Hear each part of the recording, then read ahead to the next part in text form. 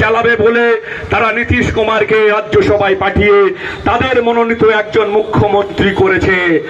বিহারেও তাই বুলডোজার চলবে, অপেক্ষায় রয়েছে। তারা শুধু পারছে না এই বাংলার অগ্নিকন্যা শ্রীমতী মমতা বন্দ্যোপাধ্যায়ের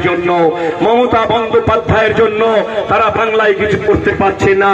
তাই বাংলাটাকে বঞ্চিত করে রেখেছে, বাংলায় 100 দিনের টাকা আটকে রেখেছে, বাংলার বাড়ি আবাস যোজনা প্রকল্পের টাকা আটকে রেখেছে।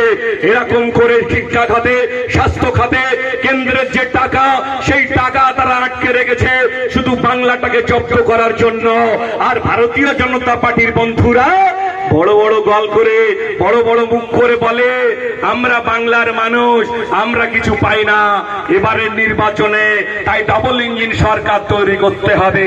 ওই সমস্ত ভারতীয় জনতা পার্টির বন্ধু যারা আপনাদের বাড়িতে এসে আপনাদের কাছে গিয়ে ভোট ভিক্ষা করবে,